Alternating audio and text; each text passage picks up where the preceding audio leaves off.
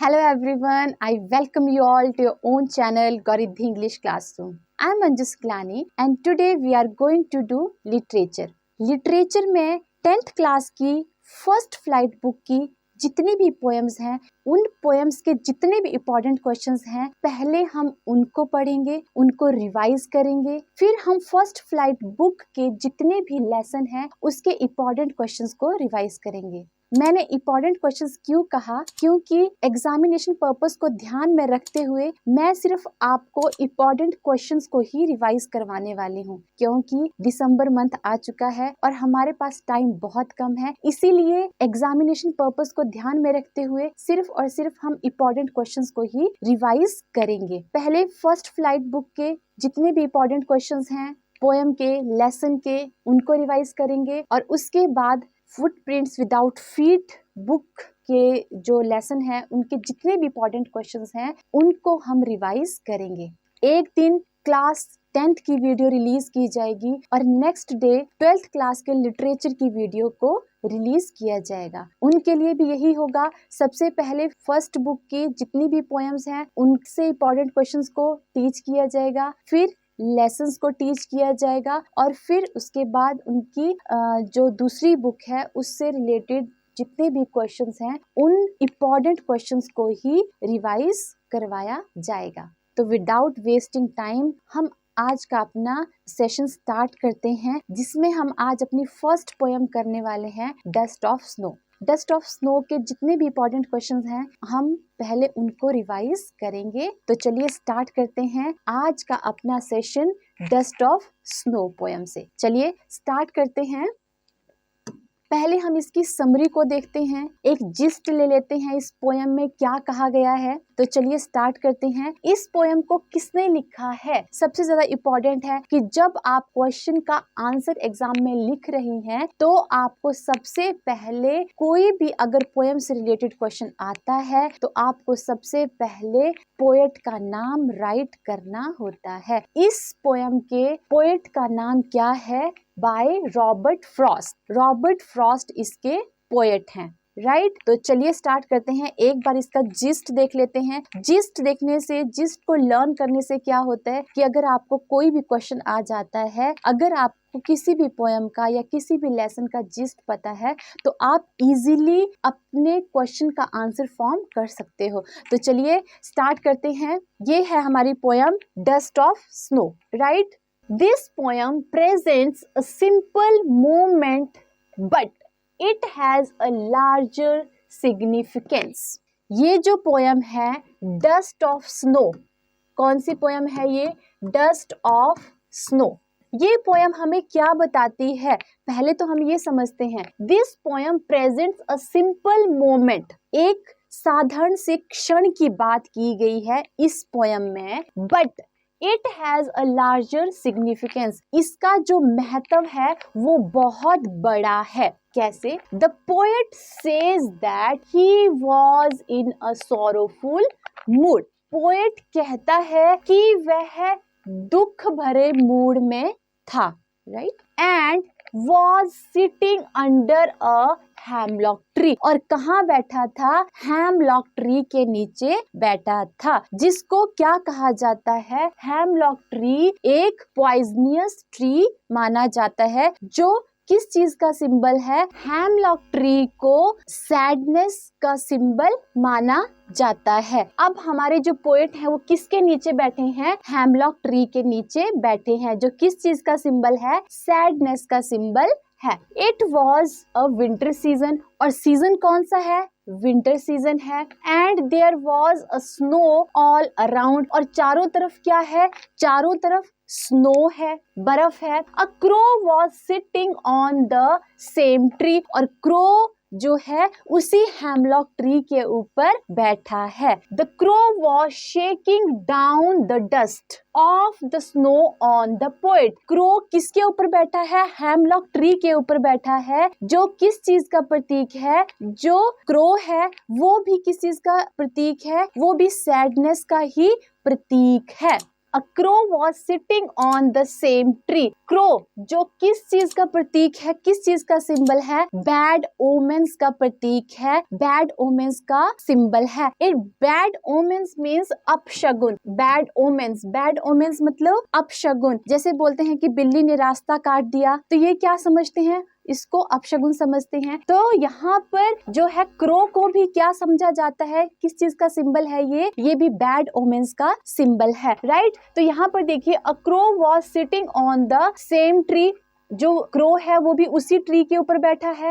Hemlock tree भी क्या है? एक पॉइजनियस ट्री है, और ये भी किसका प्रतीक माना गया है? ये भी बैड ओमेन्स का या फिर सैडनेस का सिंबल माना गया है। The crow was shaking down the dust of the snow on the poet. Crow क्या करता है? शेक करता है, बिकॉज या तो उसको ठंड लगी है या कुछ भी, वो शेक करता है और उसकी बॉडी के ऊपर जो डस्ट ऑफ स्नो थी वो किसके ऊपर शेक होती है, किसके ऊपर गिरती है? Snow shaking down the dust of the snow on the poet. Poet के ऊपर वो डस्ट ऑफ स्नो गिरती है, right. When a small particle of snow fell on the poet, he was awakened from his thoughts and then noticed the simple activity going around him। जैसे ही उसके ऊपर वो small particle snow के गिरते हैं, ही कौन है यहाँ पे? Poet. The poet was awakened. Poet जागता है। कैसे जागता है? From his thoughts. जो उसके दिमाग में थॉट्स चल रहे थे, बैड थॉट्स जो थे, उसका जो मूड ऑफ था, वो थॉट्स, उनसे वो जागता है। अवेकन मीन्स जागता है, जागना। यहाँ पे अवेकन है मीन्स जागना। एंड देन नोटिस्ड, और फिर नोटिस करता है अ सिंपल एक्टिविटी, एक ऐसी activity going around him, means वो अपने सराउंडिंग में अपने आप को जागरूक महसूस करता है। वो कैसे? क्योंकि जो डस्ट ऑफ स्नो उसके ऊपर गिरी है, उसने उसका मूड ठीक कर दिया है। मीन्स उसका जो बैड मूड था वो उस डस्ट ऑफ स्नो ने क्या कर दिया? चेंज कर दिया। उसको अपनी सराउंडिंग कैसी दिखने लगी? उसको सब कुछ अच्छा दिखाई देने लगा। मीन्स उसका मूड ठीक हो गया, तो उसको चारों तरफ का जो वेदर है वो उसको बहुत अच्छा दिखाई देने लगा। सराउंडिंग उसकी कैसी हो गई? पॉजिटिविटी से भर गई। इट मीन्स पोएट क्या कहना चाहते हैं कि everything is depend on our thinking. अगर हमारी थिंकिंग पॉजिटिव है तो हमें चारों तरफ और अपना इनर और अपनी सराउंडिंग हमें कैसी लगती है? हमें बहुत अच्छी लगती है। और अगर हमारे माइंड में नेगेटिविटी है तो हमें अपनी सराउंडिंग्स कैसी लगती हैं? अपनी सराउंडिंग में हमें कुछ भी अच्छा नहीं लगता है। तो यहाँ पर पोएट ने क्या कहना चाहा है कि everything is depend on your thinking, right. Next देखिए, this change the poets mood. और इस एक्टिविटी ने पोएट के मूड को क्या कर दिया? चेंज कर दिया। He suddenly realized that he had wasted his time being in sorrow. फिर उसको क्या रियलाइज हुआ सडनली? कि उसने अपना टाइम वेस्ट कर दिया। किसमें वेस्ट कर दिया? उसने अपने मूड को बैड रखा, वो सैड रहा, तो इट मीन्स उसने अपना जो टाइम था उसको सैडनेस में वेस्ट कर दिया। Wasted his time being in sorrow, दुख में रहकर। एंड नाउ, और अब, he should utilize his remaining day to do some useful task। अब उसको अपना जो टाइम है उसको यूटिलाइज करना चाहिए। रिमेनिंग मतलब जो बाकी बचा दिन है उसको यूटिलाइज करना चाहिए, उपयोग करना चाहिए किसी यूजफुल टास्क में, किसी अच्छे काम में, जिससे कि उसका मूड भी अच्छा रहे और उसका काम भी बहुत अच्छे से हो। नेक्स्ट लाइन है, this realization changes his mood and fills him with positive energy. और जब उसको ये रियलाइज होता है कि उसने अपने टाइम को वेस्ट किया है तो उसका मूड चेंज होता है and fills him with positive energy, और वो अपने आप को पॉजिटिव एनर्जी के साथ भर लेता है कि उसका आधा दिन तो खराब हो गया है बट वो अब आने वाले दिन को खराब नहीं करेगा। इट मीन्स वो सैड नहीं रहेगा और अपने इस आने वाले टाइम को अच्छे से यूटिलाइज करेगा। Then his depression and sadness are washed away by the light shower of snow dust। और डिप्रेशन के साथ साथ उसकी जो सैडनेस थी वो किस में धुल गई? Light shower of snow dust. वो सारा उसका जो दुख था, उसका जो डिप्रेशन था, सैडनेस थी, वो सारी की सारी किस में धुल गई? डस्ट ऑफ स्नो से धुल गई। जैसे ही वो उसके ऊपर गिरी उसका मूड अच्छा हो गया, तो उसका सारा का सारा जो दुख था वो उसमें धुल गया। धुल गया मतलब वो उससे दूर हो गया। नेक्स्ट है his heart is filled with happiness and he gets ready to use the rest of the day in a good manner and with positive vibes। और फिर उसने क्या किया? उसका जो हार्ट था वो हैप्पीनेस से भर गया एंड ही गेट्स रेडी, और वो रेडी हो गया अपने बाकी बचे हुए दिन को यूटिलाइज करने के लिए in a good manner and with positive vibes. मतलब अपने दिन को अब वो खराब नहीं होने देगा और पॉजिटिव वाइब से, पॉजिटिव एटीट्यूड से अपने हर एक काम को करेगा। राइट? तो आई थिंक आपको ये समरी बहुत अच्छे से समझ आ गई होगी। चलिए चलते हैं अपने नेक्स्ट क्वेश्चन पे।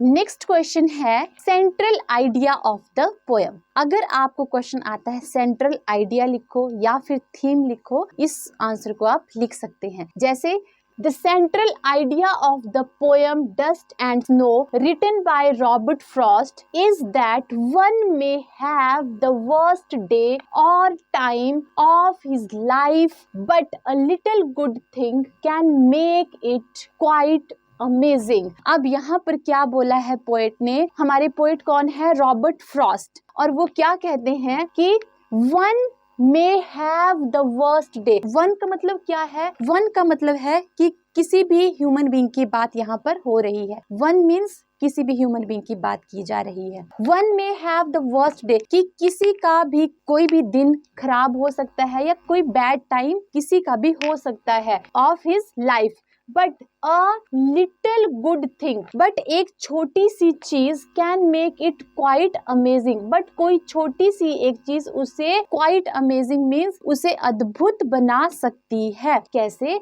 The crow, the hemlock tree and the dust are some bad signs that normally make the people believe that something wrong is going to happen। It means जो the crow है और the hemlock tree है and dust are some bad signs। जैसे कि मैंने आपको बताया था कि क्रो को, हेमलॉक ट्री को और यहाँ पर स्नो को भी क्या माना गया है? बैड साइंस माना गया है। बैड साइन मीन्स इनको सैडनेस का प्रतीक माना गया है या इनको बैड ओमेन्स माना गया है, अपशगुन माना गया है क्रो को, हेमलॉक ट्री को। तो यहाँ पे ये किसके साइन है? सैडनेस के साइन है। राइट? तो यहाँ पर क्या बोलता है? That normally make the people believe that. और लोग जो हैं क्या विश्वास करते हैं? नॉर्मली सभी लोग क्या विश्वास करते हैं कि something wrong is going to happen, कि अगर कहीं बाहर जाते हुए कोई क्रो बोल जाए, छत पे क्रो बोले तो या कौवा बोले तो क्या माना जाता है कि आज कुछ बुरा होने वाला है। या फिर कोई हेमलॉक ट्री को टच कर ले तो क्या माना जाएगा कि ये पॉइजनियस है और something bad going to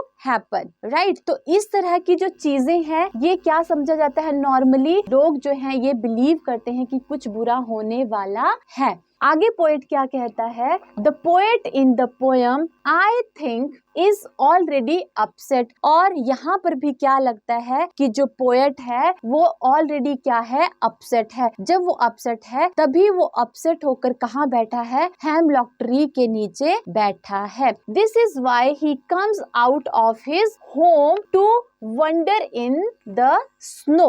this is why, इसीलिए वो कहाँ आता है? इसलिए वो अपने घर से निकलता है और घूमता है। वंडर मतलब घूमना, इन द स्नो। तो यहाँ पे this is why he comes out of his home to wander in the snow. इसीलिए वो अपने घर से आता है कि वहां पर घूमने जहां पर स्नो है, स्नो में वो घूमता है, क्योंकि वो ऑलरेडी बहुत ज्यादा अपसेट है। इसीलिए वो हेमलॉक ट्री के नीचे आकर बैठता है या वहां पर घूमता है। But a crow shakes and snow falls on him which makes him happy. अब यहाँ पर but a crow shake, जो crow है वो shake करता है and snow falls और उसके ऊपर snow गिरती है which makes him happy, और जैसे ही उसके ऊपर snow गिरती है या dust of snow गिरती है तो वो बहुत खुश हो जाता है. मीन्स एक छोटा सा नॉर्मल सा ऐसा एक्शन जिसने उसके मूड को चेंज कर दिया. राइट अब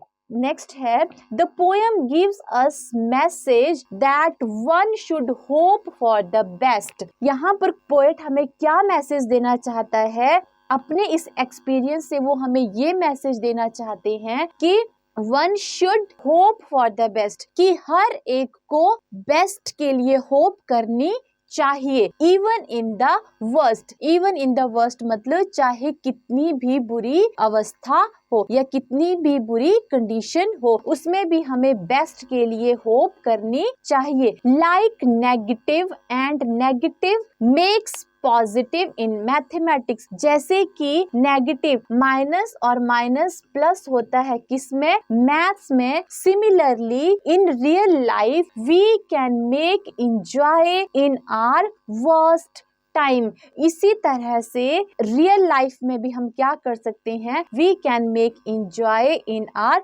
वर्स्ट टाइम्स. हम अपने बुरे टाइम में भी अपनी लाइफ को या अपने काम को एंजॉय कर सकते हैं.